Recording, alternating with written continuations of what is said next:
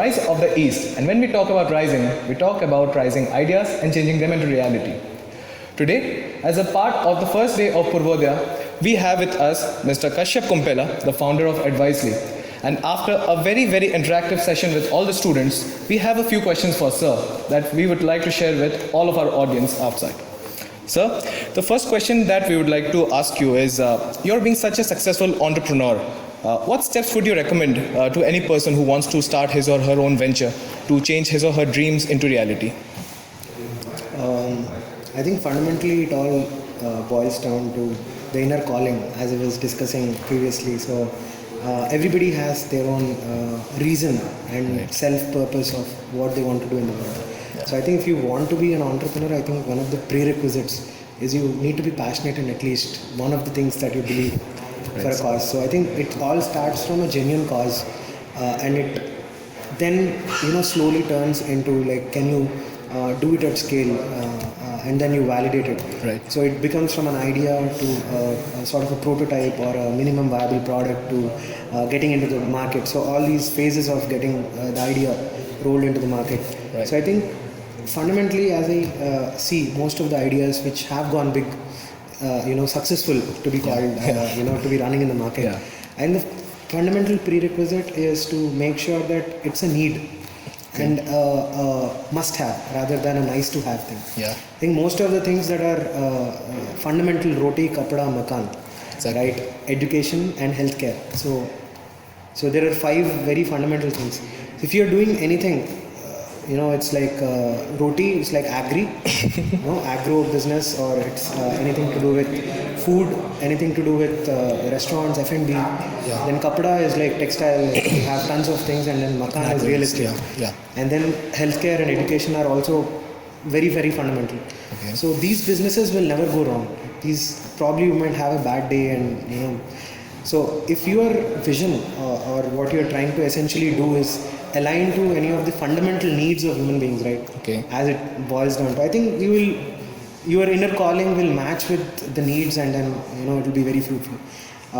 The tech businesses again run on fundamentally things aligned to again the basic needs, right? Yeah. So you can't build an ERP software if you don't have a manufacturing industry. Exactly. So you cannot. The software is obviously an ancillary or a support system. It's not by in itself a solution, right? Exactly. So as contrary to what used to be once, entrepreneurship in 80s only meant like starting an industry. So the definitions of MSME sector, it's called industry. So there is nothing like a startup.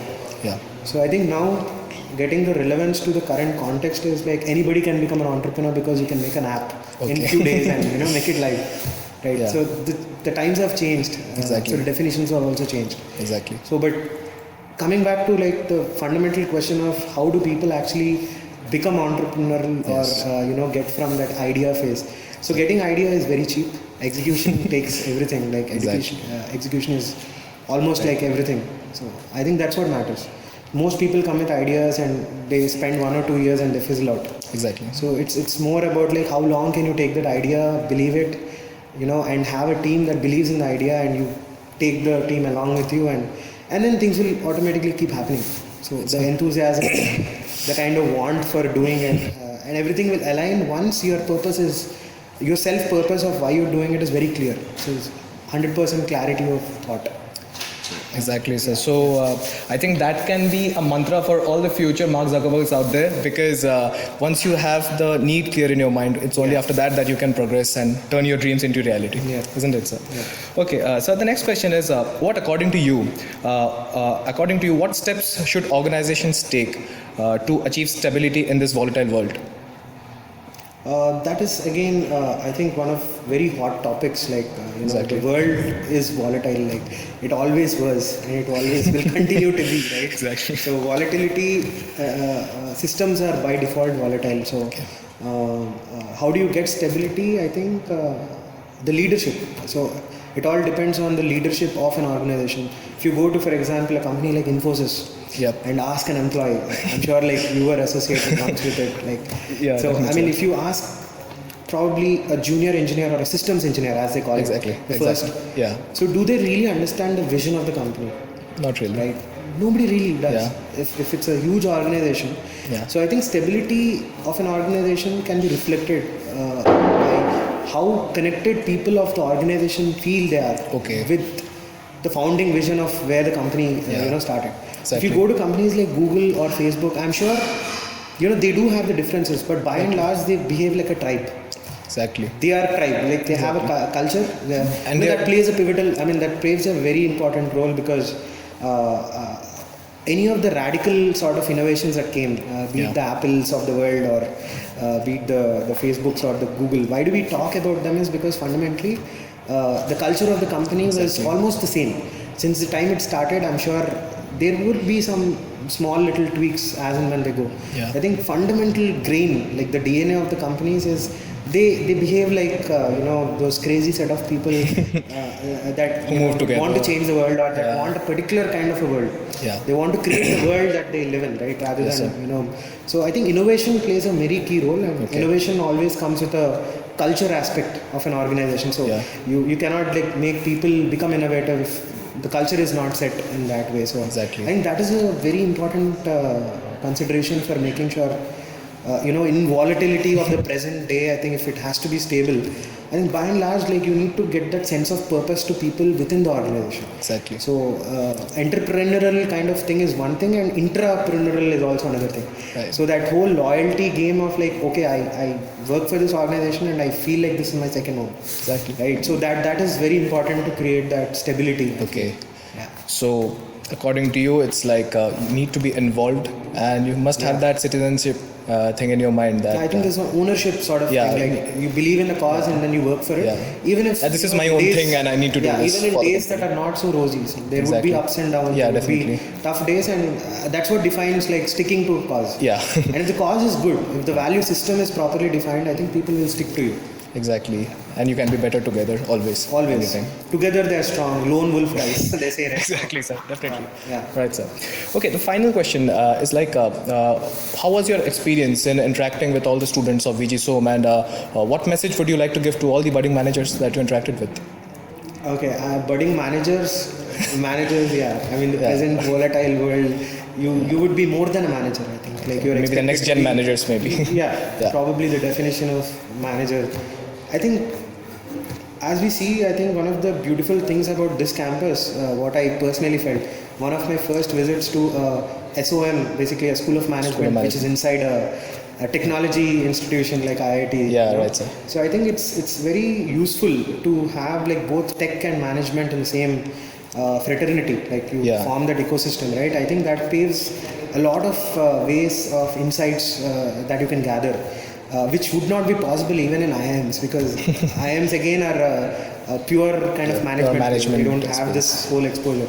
I think there could be a lot leveraged in this ecosystem with the kind of environment that is there, and the kind of I think cross flow of knowledge from, say, some guy in cryogenics lab I was just seeing, and Yeah. there is some center for reliability engineering, there's aerospace.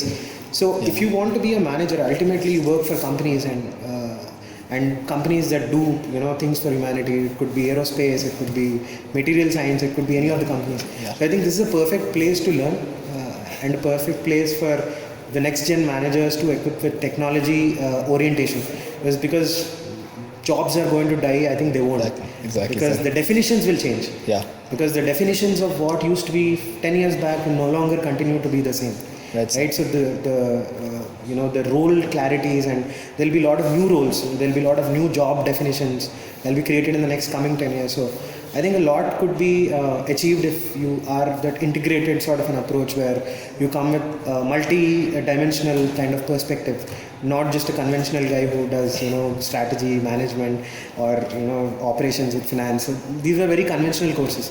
Yes, sir. So I think now a lot more curriculum is very integrated with analytics coming Yeah. in, managers learning programming like in R or Yeah. Python. So this is a trend you see, right? Yeah. So I think more managers in the future are expected to be decision makers, as they always were. Yeah.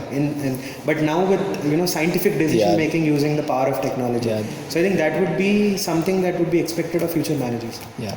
So that's it. I mean, the more skilled they are, the better they can, the Yeah, better I mean, decisions they can make in skilled, the future. in multiple kind of versatile areas, which Yeah. could be technology as well as human behavior, Exactly. psychology, and there are a lot Exactly. of new interesting areas that are coming up. So roles like algorithm auditor is a role.